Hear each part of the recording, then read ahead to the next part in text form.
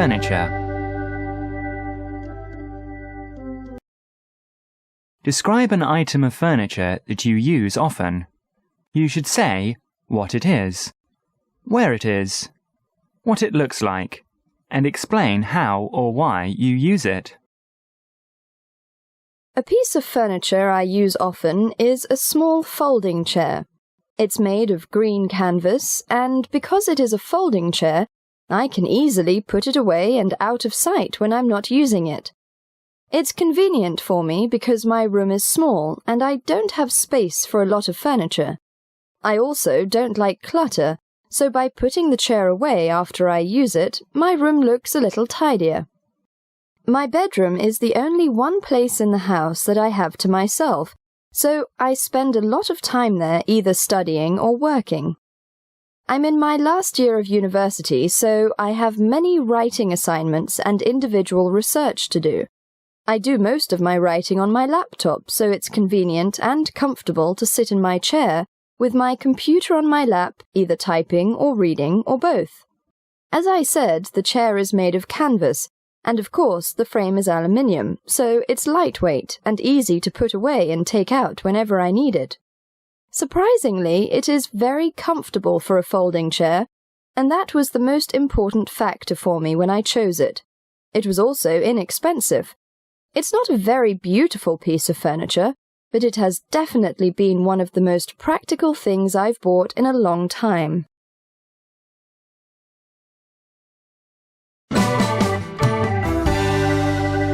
Part 3. Buying furniture.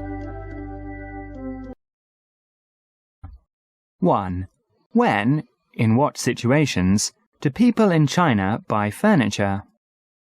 Most people buy furniture at a few main points in their lives. Naturally, when people are getting married is one of those times. Another time is when they buy a new flat. 2. How do people decide what furniture to buy for the home or office? What factors do they consider? Well, they will consider what kind of furniture is needed. They will also look at which room it will go in and how much space they have. The women especially will think about color and style, and what design looks best to them.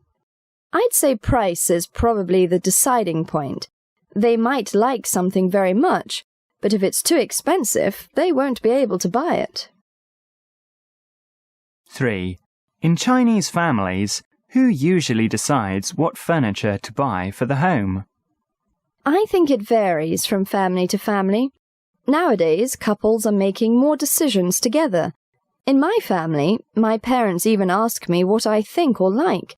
In the past, often the men made decisions that concerned money, but some of those things are changing now. 4. Do people in China prefer traditional or modern styles of furniture? That also depends on the people and the families. I don't think there is any set preference. From my experience, though, I would say many younger couples prefer modern furniture. I think it goes along with other trends in our country. What I mean is that modern or foreign fashions are often more popular and interesting, especially for young people. Maybe I'm different in this way, though, because I think many pieces of traditional furniture in our country are very beautiful. They are also often made better than the modern things. 5. Have there been any recent changes in the kinds of furniture that people in China use? Well, as I said, a lot of foreign influence has come into China, and this is affecting what people buy, including furniture. A very popular furniture store right now in China is IKEA. This is a store from Sweden, and its style of furniture is a big change from the recent and distant past.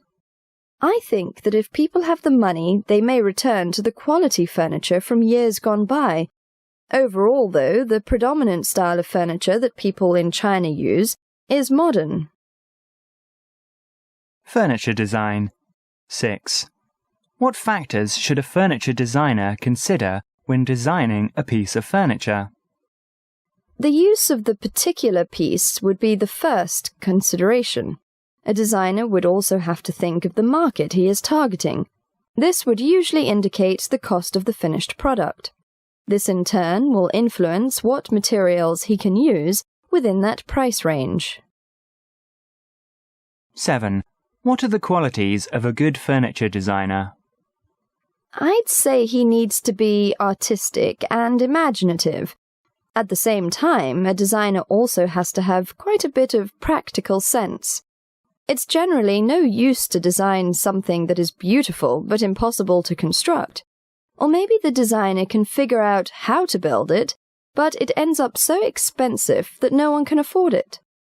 In any design field, there are people who design something more for art's sake. They don't really expect anyone to buy it, or they hope to find a collector to buy it as a piece of art, more than as something useful. Housing. 8. What kinds of housing are there in China? There are many kinds of housing, just as in other countries. There are flats and houses and also villas, but of course most people can't afford anything other than flats. That is at least the case in the cities. In the rural areas, there are many people who live in houses, but these are usually very simple houses, and these people are usually farmers. 9. How do people decide on the kind of housing they choose to live in? In reality, I don't think most people have a lot of choices, unless they are very rich, and these people are few in number compared to the general population. Most decide on flats because that is all they can afford. Usually, people will try to choose something as close to their workplace as possible. Unfortunately, even in that, there is not much choice, and many people still have to spend a lot of time traveling to and from work. 10. For most Chinese people, what is an ideal house? I think if most Chinese people could choose any house they wanted, they would choose a private individual house rather than a flat. They'd also want something with a garden where they could have flowers and trees and even grow some vegetables.